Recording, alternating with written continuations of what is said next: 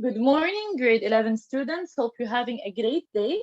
Today I'll start with a new chapter and you have to guess what it's about. Let's start with these 8 documents. As you can see in document 1, we have the motion of the football, American football, the motion of the skateboard, the motion of water, the motion of the thrown person in document 4, the motion of the basketball, and of a roller coaster in document 5, the motion of the arrow in an archery, and finally, the motion of the lava. What do I have in common between these 8 documents? Yes, excellent, their path. They have a parabolic path. And when we have a parabolic path, the motion is a projectile motion.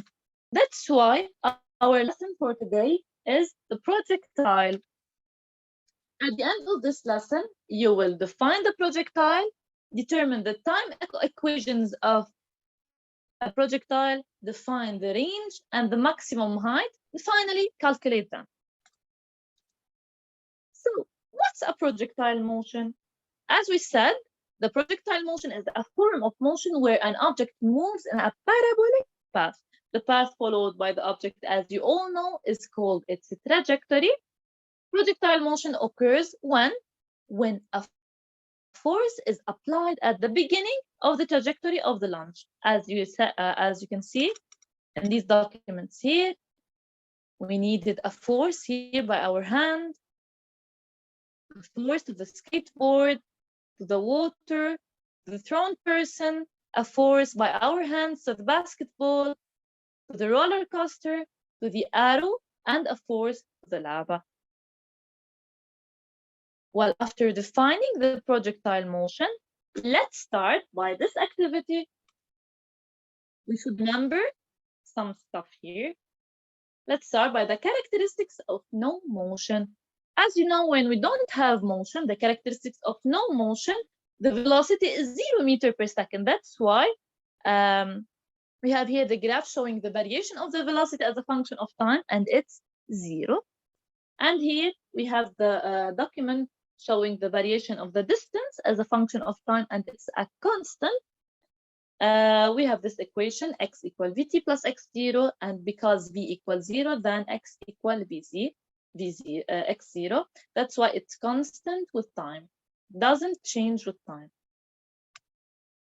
Well, let's move on to the characteristics of URM. As you can see here, we have the acceleration is 0 meters per second square. When we have uniform rectilinear motion, the acceleration is 0 meters per second square. Equal at plus b0, and a equals 0, then v equals v0, then the velocity is a constant velocity. It's a positive or negative velocity. Finally, the equation of the position x equal vt plus x0. As you can see here, we have a straight line passing through the origin. It's with a positive slope or with a negative slope. It's the v. So if v is positive, the slope of this line will be positive, and if it's negative, the slope of this line will be negative. So it will be decreasing. Now we have the characteristics of uniformly accelerated rectilinear motion. On these types of motion, uniformly accelerated and decelerated rectilinear motion, the acceleration is equal to a constant. When we say uniformly accelerated, then we should know that the acceleration is a positive constant, as you can see in this graph showing the variation of the acceleration as a function of the time. It's a positive constant. V equal at plus v0. That's why it's a straight line. It's a straight line. It can v0 may be different than 0. That's why this line doesn't pass through the origin with a positive slope because a is positive. And finally, we have the graph showing the variation of the distance as a function of the time. X equal 1/2 at squared plus b0t plus x0. This is the equation of the position in a uniformly varied motion. And it's a parabolic path. It's not a straight line. Let's move on to the uniformly decelerated rectilinear motion. As you can see, we have a negative acceleration, as we said, and v has a negative slope. That's why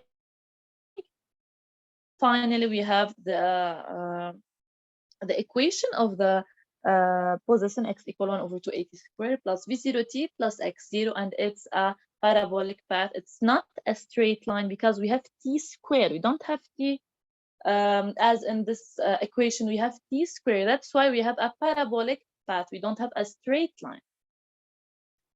Well, after remembering these types of motion, uniform rectilinear motion, uniformly accelerated and decelerated motion, let's move on and discover new information in this chapter. So let's move on to the path or the equations of the parabol. As you can see here, I have initial conditions. Okay, I'll explain here about the position and the velocity. So we have the initial abscissa of the position x0. We call it at t equals 0. We have the position, the abscissa of the position is x0, and the ordinate of the position is y0. The initial abscissa of the velocity v0x, as you can see here, we have theta, the angle between the horizontal and v0. That's why v0x equal v0 cosine theta, because cosine theta equals v0x over the hypotenuse. Okay, that's why v0x equal v0 cosine theta, and the initial ordinate of the velocity v0y equal v0 sine theta. After neglecting the friction with the air, the forces acting on the ball are only the weight, only its weight is acting on it, as you can see here. The point of application is the center of gravity of the ball, line of action and direction downward. After applying Newton's second law, we have the summation of the external forces equal m times the acceleration. So on the vertical line, we should use AY, and the forces acting on it, the vertical forces acting on this ball are its weight. So W equal MAY. Now let's project this equation with the positive y-axis. So this ball is moving with the positive y, as you can see here. That's why we project it with a positive y. Then we have minus mg, because g is a descending vector minus. So that's why when we project is to the positive y-axis, we should put minus mg equal may, m and m. So we have minus g equal ay equals minus g. Minus g is a negative constant. That's why we have here uniformly decelerated rectilinear motion. Let's apply Newton's second law on the horizontal line now. As you can see, we have no forces on the horizontal line. That's why we have 0 equal max. Ax equals 0 meter per second. So the horizontal acceleration is 0 meter per second squared. That's why we have uniform rectilinear motion. Let's move on now to the third equation. So now we have Ax equals 0 meter per second squared and Ay equal minus g meter per second squared. Now we should calculate x, y, vx, and vy.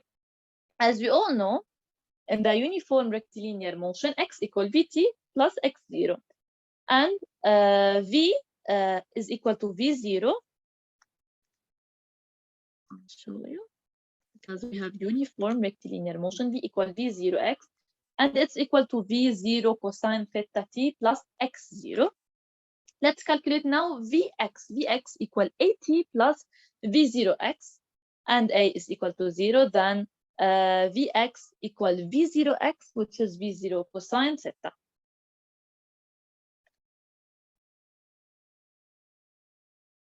Let's continue now. Let's calculate y. Y equal 1 over 2 ay t squared plus v0 yt plus y0. Why? Because we have here uniformly decelerated rectilinear motion. We don't have a uniform rectilinear motion. That's why we should write y equal 1 over 2 ayt square plus b0 yt plus y0.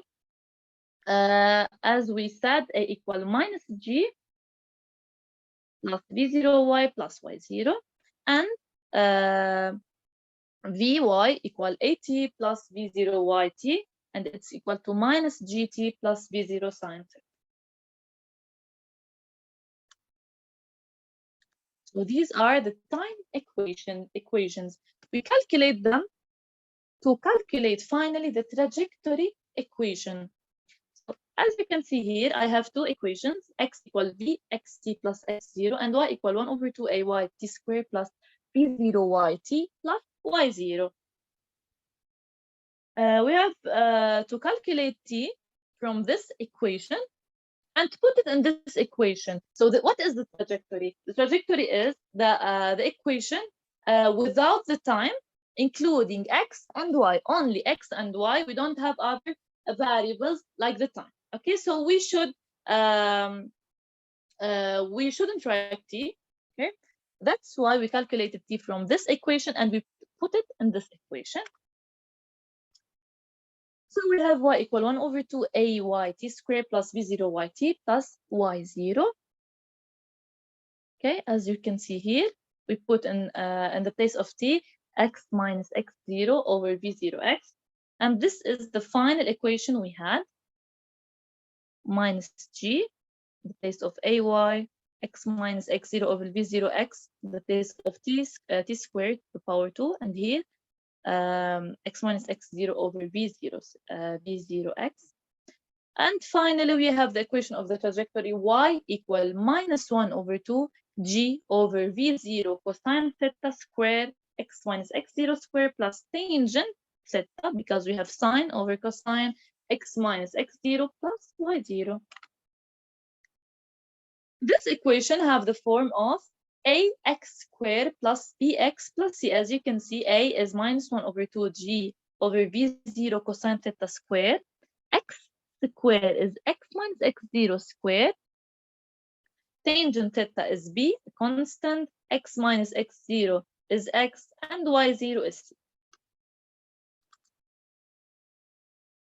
Then the form of the trajectory of the projectile is a parabola with downward concavity, because we have negative a.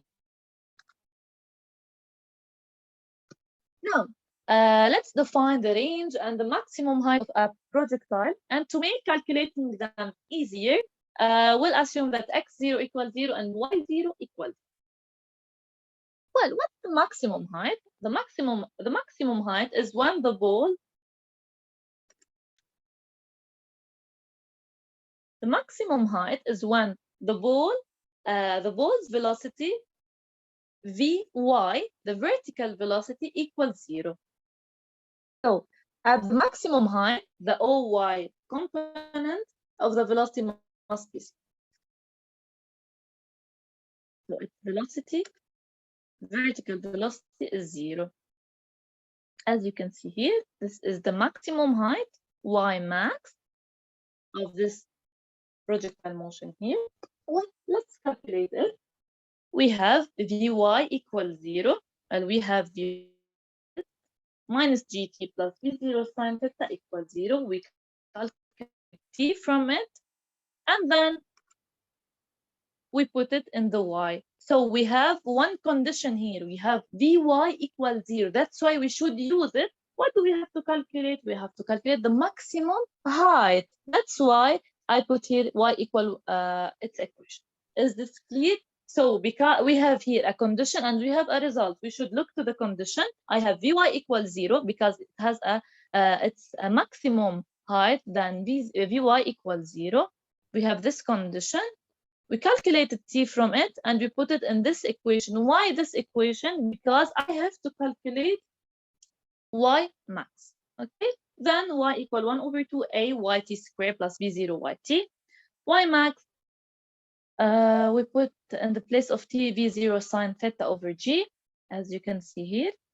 And finally, we have y equal minus V0 square sine theta to the power 2 over 2g plus the same amount, but we have it on 1g. Then it's like I have an apple minus half of it. So I'll have the result half of it. Okay? So we have here the same value, V0 square sine theta square over g. Here we have V0 squared sine theta squared over g. But here I have minus 1 over 2. Here I have plus 1. Then I have 1 apple minus half of it. And I'll have a result 1 over 2 apples. That's why V0 squared sine theta power 2 over 2g. So y max equal V0 squared sine theta squared over 2g. We should memorize it. Now let's move on to the range, the maximum horizontal distance between the point of launching and the point of impact. Let's observe this document here. This is the range. It's the maximum distance, or the maximum range is the maximum distance between the point of launching and the point of impact. Okay? Well, let's calculate it. Here I have the condition. Okay, what is the condition that I have? This ball will hit the ground. So we have y equals 0, and we should calculate x, or maximum x, or the maximum distance, or the range. That's why as a condition I put y equals 0. This is the equation of the trajectory, y equals 0. We have here x max equal v0 square sine 2 theta over g. This is x max.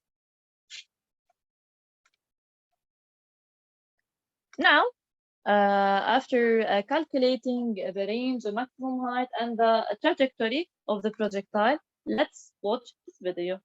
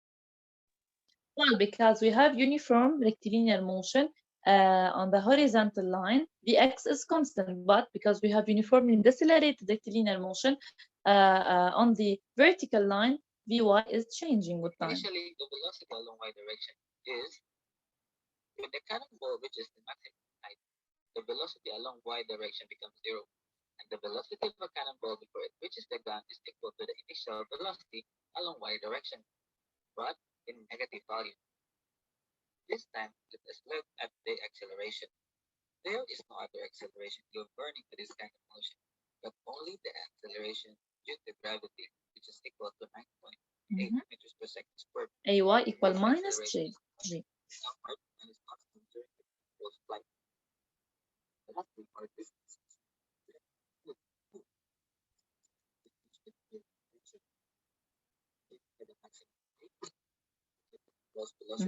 The maximum height and the distance traveled of the cannonball during its flight. Thank you for watching this video. Now let's sum up. We have the definition of the projectile, the time equations, the trajectory equation, and the maximum height and the range, and their definitions in the chapter. Let's explore now. I'll ask one question. In a projectile motion, to have a maximum distance traveled, the range of an object, what is the angle it should be fired at? Is it 30? Is it 60? 90? 45? 0? What do you think? Well, we have